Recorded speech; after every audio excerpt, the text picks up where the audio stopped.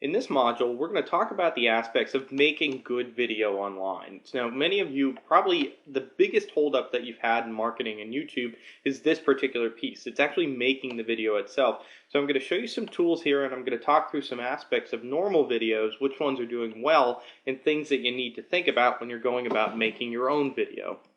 Now, first and foremost, to understand what makes a good video, we have to understand what types of videos are out there right now and what kind of duration and ratings and things that we're going up against. Now, what's interesting is that when you look overall across all of YouTube, you can see that most videos average at the 4-minute mark, 4.5 minutes, and there's a variance when you're looking across the type of video. So music videos are a little bit longer, entertainment videos or gags are a little bit shorter, same thing with sports. It's not until you hit news and politics that the videos tend to get a little bit longer.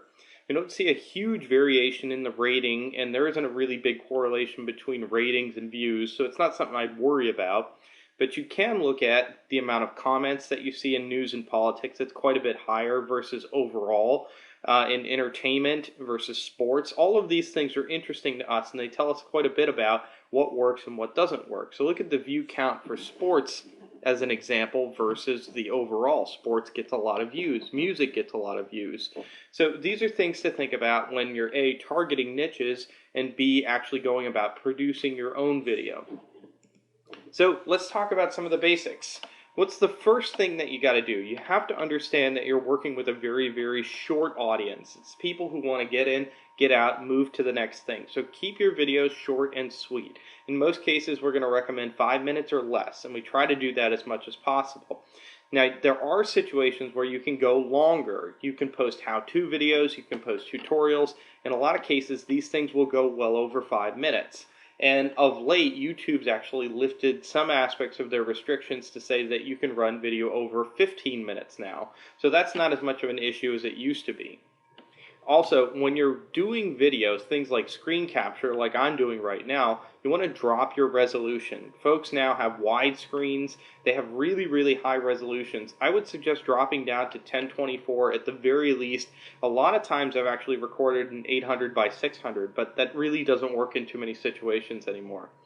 Also, do not shoot for perfection. The video editing tools that we have today allow you to go back in, cut things up, splice things together, make it so that the final product that you're done, the final product that people see, is actually quite good and quite flawless. You can almost edit out any mistake, change anything, go back in, add things as you need, and folks really won't ever notice. Now, and last but not least, know your audience. When you're going about making a video, you have to A, know the niche, know who's in there, know what they're looking for, what they're looking at, and then B, know what they want. So be making videos that fit the demographic of the folks that you're targeting.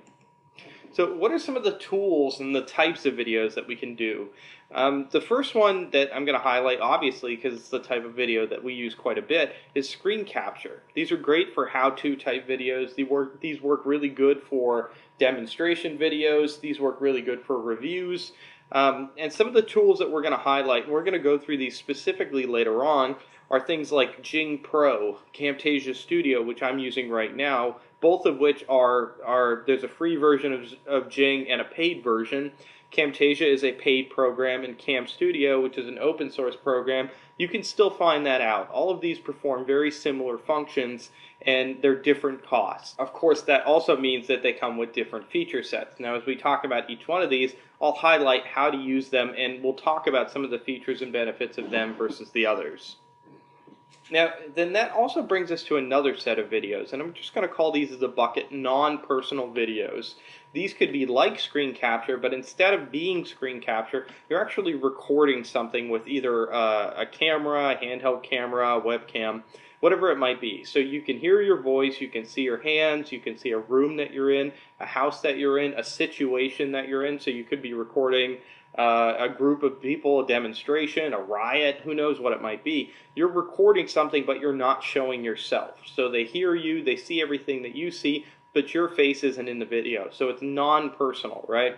This is probably where a lot of people sit. Screen capture is great for that. Non-personal video is great for that because you don't necessarily want to show your face. You're doing this because you want traffic, you want to make some money, but you don't want to brand yourself in a lot of cases.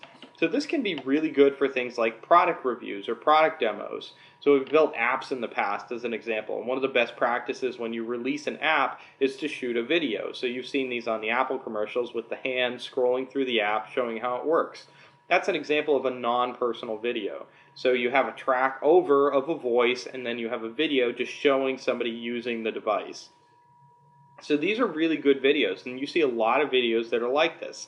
How-to videos, review videos. You can imagine the example that I gave earlier of the Amazon the little remote control helicopter. That's a great example of something that's going to be a product demo where you're going to record something but you'll never show your face.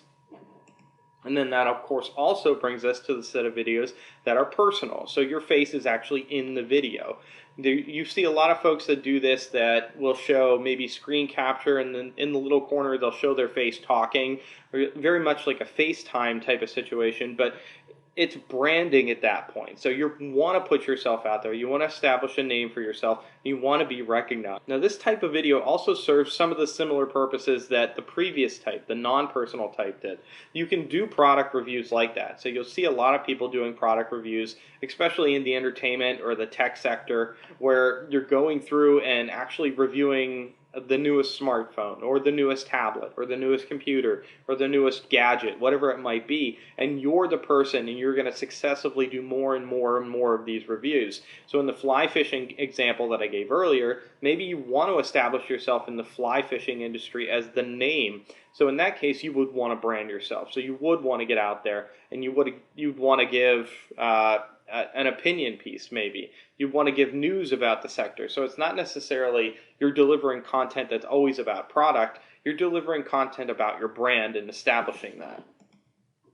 So what are some of the tools for shooting video? And in this day and age, it's actually really great for us because we can shoot video in so many different ways, so economically compared to even 2 to 3 years ago. So now we have situations where you can take a smartphone, like an iPhone, and you can record near HD level video on an iPhone. So I could just pick this up right now in my room and start recording video and audio, and I could transform it over and I could put it up on YouTube, just like nothing, right? It's super simple to do, and they've made video so accessible right now, and it's allowed for the growth that we're seeing. Same thing with these flip cameras. Flip cameras are HD level now. You could pick one of those up. They have decent audio, very good video, and you can record a great video using a flip camera and a little stand, or an iPhone and a little stand. Now, an alternative to that would be something like a webcam, something from Logitech, for example. These things come in super cheap. You'd be at like the $30 to $100 range at the high end, where you could get really, really good video recorded of yourself in a situation where you could either be doing a product review, a demonstration of sorts, whatever it might be, but it can serve the purposes of both personal and non-personal video. So if you're not doing screen capture, anything from a smartphone to a flip camera to a webcam can serve your purposes there. The price range here, we're talking, if you have a smartphone, you know what the prices go for those things. But if you do a flip camera or a webcam, we're talking less than $100 to be up and running. Now, if you want to get more sophisticated, you can start looking at camcorders. Camcorders obviously offer a lot more benefits, better sound recording, better video recording, but more cost. So when you want to start going up in the rung, so to speak, and doing more sophisticated video, then you can obviously be at the lower end in the couple $100 to the way, way higher end where you're at thousands of dollars. So you have a very, very wide range of price, which also leads to a very, very wide range of image quality. Now, as we go through this video series, I'm going to talk about some aspects of actually shooting the video itself and some things that you need to think about that, regardless of the device that you're using, can make this a heck of a lot better. So once you've shot your video, I want you to also think about how are you going to drive people to your website. I want you to think about the calls to action that they use. And I want to use an example of a dog training site who does a really good example of this. And I've used this one a couple of years ago, and I'm going to continue to use it because it's strong. Now, on the video itself, always ask for a call to action. Always highlight your URL. Use it in the beginning of the video. Use it at the end of the video. Use tooltips. Use annotations. Use anything that you can to remind a user, this is my URL, this is what I want you to do. This person is using both an active incentive, so they're giving you a free ebook if you do come, but they're all also just using that repetitive motion of saying, here's my URL, here's my URL, here's my good content, you can find more of it here. Because the focus of doing this video is to drive them from YouTube to your website or to perform an action. So this is a great example of a video-based call to action. This is something they actually build into the video. Now, your channel itself can also be incentivized to a sort. This person here has also had this really great graphic spanning the entire width of his channel, where you can see he's got a big arrow that says subscribe today pointing right to the subscribe button, so that when people make it to this channel, he incentivizes them mentally, not giving them anything, to subscribe to his channel. This person has 15,000 subscribers. That gives him an advantage against his competition automatically, so when new videos go into his channel, he automatically gets more views, more comments, more likes. Anything that you actively want to happen, he's getting that for free just because he's driving more people to subscribe. So in your channel, this is a best practice. This is something you should be thinking about doing to help drive folks to subscribe more to your channel. And then in your description, and we talked about this earlier, always lead with a link. Try and repeat the link later in the description to incentivize or solidify your call to action. And remember, ask for the click. Never just assume that it's going to happen. If you put links in places, it doesn't mean that people are going to click them. Always be upfront about it. Always say, click this link, like this video, comment on this video. And you will get more responses. As aggressive as that sounds, if you ask for the response, you will get more of it, and getting more responses gets you further along the process of ranking your videos. So this is just a few of the basics just to think about, what types of video you can shoot, what types of things you should be thinking about when you shoot them, and once you do shoot them, how do you make them more effective in terms of driving folks from YouTube to your website.